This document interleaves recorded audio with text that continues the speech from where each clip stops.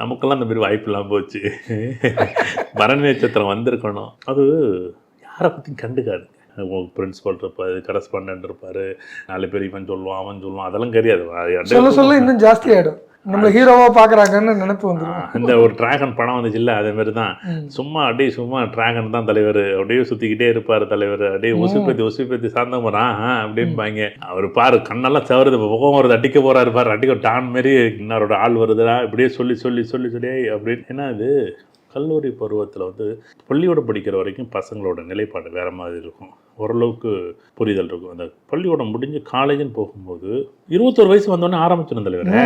அதான் தீரணும், அதுதானே வாழ்க்கை. அப்போ என்ன என்பது 90 வயசில் வரப்போகுது. நம்ம எப்படி வந்திருக்கோம், நம்ம அப்பா அம்மா எப்படி நம்மளை வளர்த்துருக்காங்க, நம்ம அப்பா அம்மா என்ன பொறுப்பு இருக்குதுன்னு நீங்கள் பார்க்கணும். மொத்த வாழ்க்கையும் இந்த குழந்தைகளுக்காக மட்டும்தான் அந்த அப்பா அம்மா வாழுது. ஒரு கோல்டு மெடல் வாங்கும்போது ஒரு அப்பாவுக்கும் அம்மாவுக்கும் பெத்த வலி இருக்குது பாருங்கள். பிரசவ வலியோட அந்த வலியெல்லாம் மறந்துவிடும் அந்த கோல்டு மெடல் வாங்கும் போதும், ஒரு பெரிய ஒரு ஸ்டேஜில் போய் ஒரு அவார்டு வாங்கும் போதும். வேறு என்ன சந்தோஷம் சொல்லுங்கள்? பெற்றதுலேயும் அவங்க அதுதானே நிற்கிறாங்க. இது காசு பணம் நிற்க போகிறாங்களா என்ன? அப்படியே என்ன இல்லை, அந்த ஒரு சந்தோஷத்தை பார்க்கணும் பாருங்கள். அப்படி ஏன்னா இது அந்த உணர்வுகளை தாண்டி நீ காலேஜில் ட்ராகன் மாதிரி இருங்க, உங்களை வேண்டான்னு சொல்லலை. ஆனால் அந்த பெற்றோரோட ஒரு நிமிஷம் காலம் கடந்து ஒரு 40 வயசு 50 வயசில் ஒரு புரிதல் வரும் பாருங்க.